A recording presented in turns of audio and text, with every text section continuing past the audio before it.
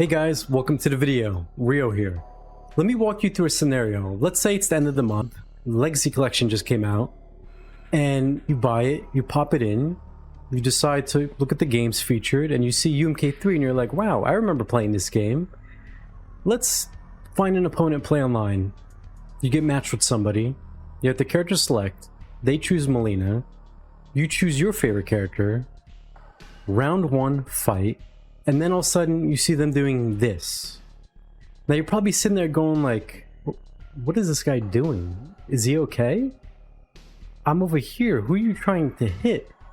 But now you see he's approaching. With every jab he's getting closer. And now you start thinking to yourself, well, I guess this guy plays like this. This will be an easy win. This guy has no idea what he's doing. He's just mashing. So you go to do your special move. But he blocks it. Now you think to yourself, wow, this guy, guess he happened to get lucky there. He blocked my move. Maybe he was expecting it. So you chalk it up to luck. Okay, whatever. He punishes you. Gain a little bit of distance again. Now he's back to jabbing you. And you're like, you know what? I'm going to do it right now. He won't see it coming. You go to do your special. He blocks it again. At this point, you're starting to think, okay, maybe this move is telegraphed in a way, like it's easier to fight against than it looks like to me using it, so he can just see it coming. So now you think, and you're like, okay, how can I stop this guy from doing this? And you think of the classic, I know, I'll hit him with a good old sweep. That used to hit everybody back in the day. So you go to do your sweep, but to your horror, you see that he's also blocked your sweep. And not only that, he now full combos you for doing a sweep. At this point, you take a step back, you start to think, and you're like, what is going on here? Is he blocking these reactions? How is he this good at the game? And you have nothing really left to do here but go through your remaining moves. So you went through most of your specials, you went through your sweeps. You figure, okay, maybe, you know, I played other fighting games before. Let me just space him out. I have kicks. My kicks have more range than his jabs. Maybe I can, you know, fight him from far. You go to do a low kick. He blocks it. You get punished again. Your last option is to do a high kick. He blocks that. He punishes you. And now you're just sitting there confused. It's round two. He's just defeated you. He fatality'd you. And you're sitting there contemplating what is going on here. It's almost as if this person's playing a different game. It's not like the game you remember from how you used to play. So what exactly is happening? I'm gonna break it down. Let's discuss. Right here, it looks like your opponent is doing jabs, but in reality, they're also blocking. So look at this image here on the left, where the character is blocking. Look at the image on the right, where the person is jabbing. They're technically doing the same thing on both sides. It's just giving the illusion that the opponent is attacking without seeing the block.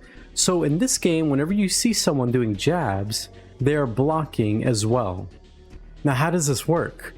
This is what is referred to as glitch jabbing, an extremely powerful tactic that dominates the meta. If you don't know how to use this tactic, you're not going to be beating a lot of people. That's how important it is to the game. So glitch jabbing, or block jabbing, or carry jabbing, or defense jabbing, there's a ton of different words for it. I myself prefer block jabbing because it's straight to the point. Because when you talk about glitch jabbing, a lot of people get confused. When you say glitch jabbing, people are like, what is he talking? What is a glitch jab? Exactly.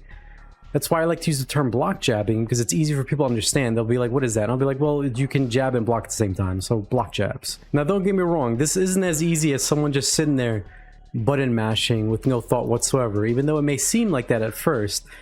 In a way, this requires execution. You have to have, first of all, the dexterity to continue pressing that button, depending what you're playing on. Like if you're playing on stick, there's a chance you may get tired of repeatedly pressing the button over and over because you're not used to doing that. Whereas if you're playing on something like a controller, because you're using your thumb and it's very simplistic to press a button with your thumb over and over, you can probably, in terms of endurance, out jab a lot of people if you're using something like a controller. But every device has its pros and cons. Like if you're using controller, well, you got to remember you're just using two thumbs and your pointer fingers, so you got 4 fingers to work with.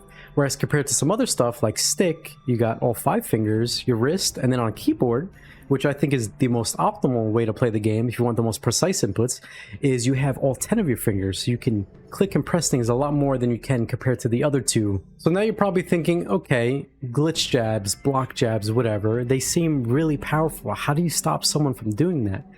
The truth is you can't really stop someone from using block jabs in their game because it's such a core part of the game. It's engraved into the game's meta.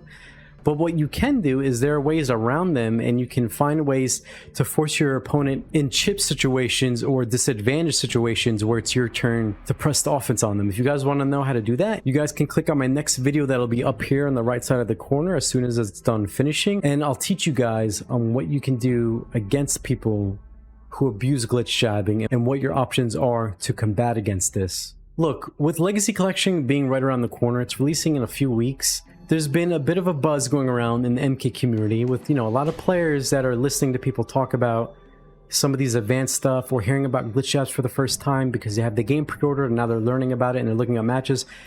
They're starting to see things that they don't remember from way back. People were more about trying to play the game. They weren't about sitting there putting money into the machine and then doing one thing as simplistic as let me stand in one spot, jab all the time while holding block, while holding down back to cover other things like sweeps and throws to see what happens.